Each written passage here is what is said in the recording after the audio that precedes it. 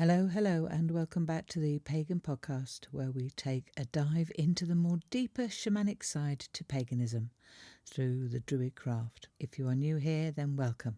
Please subscribe, like, and comment. I love to hear where people are from around the world and the path that they follow. There's no dogma here, and everyone is welcome from whatever path you walk. Or maybe you haven't found your path and are looking for inspiration and guidance. So come on in, take a seat, and listen to today. Now I'm continuing with our theme of animal spirit guides, and the card I drew on the equinox was the Swan. The Swan shows up in so many traditions: Native American, Celtic, Greek, Christianity. There are many stories about swans in all traditions. However, I am not going to give any stories out here. They're all over the internet. There's varying different stories of one type or another, like the Dream of Angus and the Swan of Lear, Cuchulainn and the Swans. If you want to go and look at those, or you have Irish mythology books, then you will find them in that section on the internet or in books. I'm not going to go into that because, like I said, there's different variations, and that's not what I'm about. So, for the purpose of this podcast, I want to talk about how swans work with us on an energy level or as an archetype of our own psyche. But just before that, you might be interested to know that swans in the UK are protected by law under the Wildlife and Countryside Act of 1981. Now, it is therefore illegal to harm, kill or disturb their nests or eggs. Historically, the monarch claimed ownership of all unmarked mute swans in open waters. However, in the late 15th century, some ownership rights were granted to the City of London's most distinguished livery companies, the Dyers and the Vintners, and this privilege was confirmed by a statute in 1483. Since then, swan herders have been employed by the Crown and the two companies to mind and protect the swans, and to this very date, in the last week of July, an annual ceremony is held on the Thames called Swan Upping. And on a journey, they go upriver from Sunbury Dock to Abingdon Bridge, and all new cygnets born during the year are counted, checked for any health issues, etc. Now, those whose parents are owned by the livery companies are marked on the bill, and those that are not owned by the livery companies, therefore, are then claimed by and become the property of the Crown. So this means they can be easily identified should there be any problems in the future with the swans. And we often see swans in the strangest of places. There's a field near me that has a brook running through it, and we had some really heavy rainfall earlier this year, and the brook broke its banks and the field flooded. And we always get a couple of swans on the field. I don't know where they come from. They could be local for all I know, but they just think, oh look, an extra bit of water. Let's go for a swim. But it is so lovely to see them when we kind of drive past and go, oh, look, the swans are back. Historically, the swan symbol has very old roots. In the caves at Lascaux, there is a shaman depicted lying in a trance wearing a bird mask. In Old Norse traditions, the three Morns are goddesses who decide the destinies of men. They reside at the spring of fate and are either closely associated with swans or themselves depicted as swans. In Germanic legends, swans were often the heralds of fate, and their appearance intimating the outcomes of great battles and heroic deeds. In Greek mythology, the swan is associated with Apollo, the god of music. In Celtic mythology, the pagan goddess Brigid is celebrated at Imbolc and is associated with swans, and in some Native American traditions, the swan is sacred and the feathers are used for ceremonial fans, cloaks, and feathered jewellery. They also connect the swan with the power of the wind, and some traditions believe that the swan is the soul of a voyaging shaman. Among the Druids, the swan represents the soul and is thought to aid travelling in the other world. Swans are also sacred to the bards, and their feathers were used to make the tugan. And this is the ceremonial cloak that the bards would wear. In Ireland today, there is still the belief that to kill a swan will bring misfortune or death on the perpetrator. And in County Mayo, the souls of virtuous maidens are said to dwell in swans. The swan is connected to the goddess, so to feminine and beauty. For example, Swanhild in Swan Lake. And in Scotland, 7 swans seen together meant 7 years of good luck. And at Swan, it is said that swans are able to turn themselves into their human or animal form. And the same happens again at Beltane, which is obviously opposite each other on the Wheel of the Year if you follow it. The Milky Way is often called the Swan Road, and it's obviously because we have seen the constellation of Cygnus. In 1848, Wagner wrote an opera called Lohengrin, and this is the male heroic swan is the main part of the story. And a female shaman is called a swan in some of the Native American traditions. A black swan event usually refers to a situation that cannot be predicted or prepared for. So, for example, in the stock market or perhaps the economy, something goes wrong. In the story of Hans Christian Andersen, the ugly duckling, the cygnet transforms to a swan. As you can see, there's a lot of swans.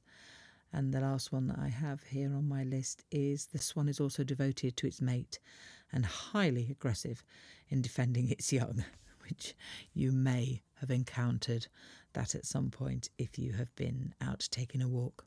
Swan symbology. The swan brings the qualities of love, depth, grace and beauty, but more deeply it helps us to connect with the other world, as it has the ability to travel there and take us with it to receive inspiration. If you haven't heard of the other world, that's really just another world for the spirit world. Swans symbolise the way they can glide through life's rhythms gracefully and effortlessly. They bring wisdom, self-balance, inner beauty, developing intuitive abilities, understanding spiritual powers, deep awakening, and the willingness to do what is right. Also transparency, courage, and mental endurance. So if you dream of swans, your psyche is connecting you with a higher consciousness. It also has a meaning of trying to face the future with an open mind. A pair of swans in a dream means strong and loving relationships, fidelity and loyalty. And dreaming of cygnets can mean needing perhaps to lean on someone for support and protection. An encounter with a swan can mean you could be meeting someone or have found the person who you trust, love, and they are loyal to you. Black swans means something unexpected is about to happen on the horizon, something you can't prepare for, but you need to embrace whatever life throws at you. Have some courage and defend what matters to you most. Don't underestimate yourself. Swans share intimate moments, and you may have had the opportunity to see them with their necks entwined. If a swan appears for you, it's perhaps time to look at how you are gliding through the world. Are you lumbering through it? Perhaps the swan is there to teach you how to glide gracefully. Or maybe you have found your mate for life. Perhaps they are just down the stream a little bit. You haven't met your mate yet, but you just need to move a little bit further up the river or down the river, and you might find the person who you're to spend the rest of your life with. Swans fly and swim, so are connected to both emotions and the higher self, and it also shows something unique in that the swan can exist on land, water and in the air. Water is also symbolic of our consciousness. Those who feel perhaps one of their guides is a swan may be a natural healer and a seer with intense sensitivity. A swan rarely stays still. They are always on the move, swimming gracefully across the water, and swans mate for life. So how to work with the swan energy? When you need help, ask the swan to guide you gracefully through any turmoil or change in circumstance. If you're going through a transformation in your life, then the swan will guide you, whether it's a personal transformation in changing the path you are walking on, leaving something old behind and starting new, moving home. Anytime you feel you are overwhelmed, call upon the swan to help you swim gracefully through the tranquil waters of calm. If you need the energy of the swan, seek one out to help with maintaining grace under pressure.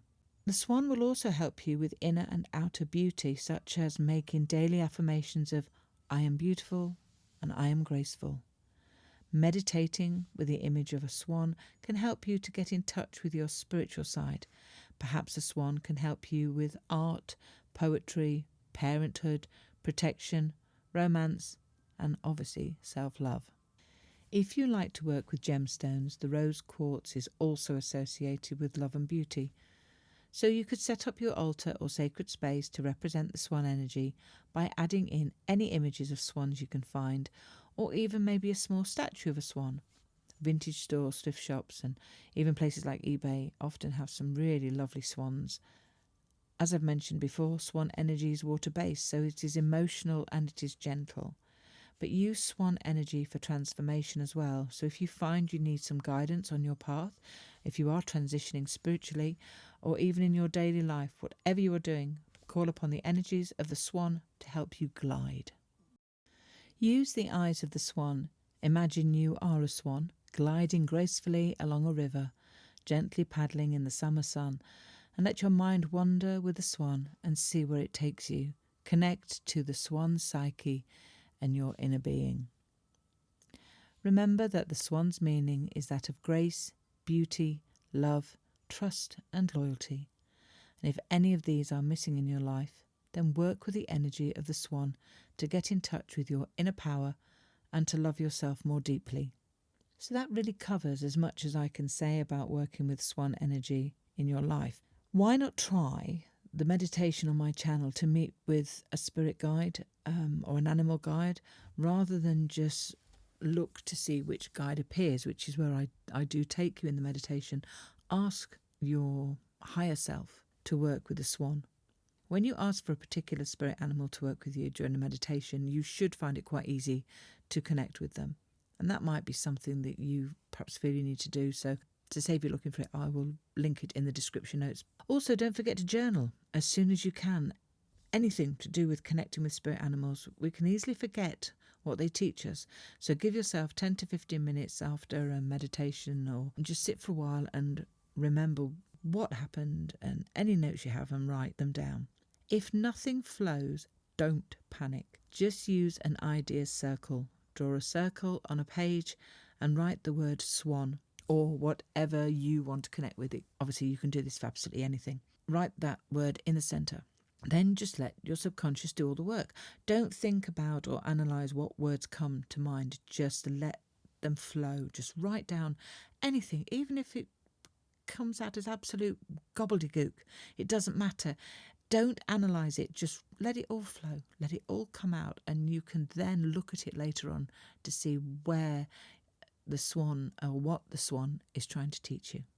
I've had some wonderful experiences on my own path doing this, and sometimes when you go back and look at it a year or so later on, you can see the path you were being shown and the one that you actually walked. It's really quite interesting. So on that note, I will say thank you for listening in. Let me know in the comments if you have worked with or are attracted to swan energy. The comments that you make, you might not realise it, but sometimes they could be helping somebody else on a path. Somebody might just be listening in right now and reading any comments that you put down and thinking, aha, that answers something for me. So you never know how you are helping people. They may not comment on it, and that's fine. But if you are passing through and you are listening to this and you see some comments below, do feel free to leave any information you have or anything that you've experienced on your path. If we do this, we keep connecting with different energies and different forms. We've connected with plant energy. We will be looking at trees perhaps later on in the year. Currently we're looking at animals. We're raising our own energy, and we're raising the energy of other people as well as they're listening in and reading comments. Don't forget to follow me on social media. All the links are listed in the description box below, and keep your eye on the community section of this channel on YouTube, as I do often leave messages there too. If there's a subject matter that you would like me to look at for future podcasts, let me know. Just leave me a message in the comment section below and I'll have a look at those, and perhaps we can come up with some different stuff throughout the year. We can interject it in. Obviously, we've got not long really to Beltane. That's the 1st of May. I mean, we're nearly at the end of March now. We changed the clocks this weekend, so I think by the time you get this in the UK, we will have sprung forward an hour, and we'll actually be on to British summertime. the nights will be that little bit lighter, and it's probably my favourite time of the year. Mind you, I've said that about autumn as well. I like autumn, I like spring. Summer can get a little bit too hot for me, and then my horses get stressed, and then I get stressed. Can't sleep because there's like no night time. I'm not very good with face masks, all that kind of stuff. So we'll be looking at Beltane soon and perhaps having a little chat about that. But until then, much love and light. Thank you again for listening in. Don't forget to comment, don't forget to subscribe, and don't forget to give me a like. And I will see you all again very soon. Bye for now.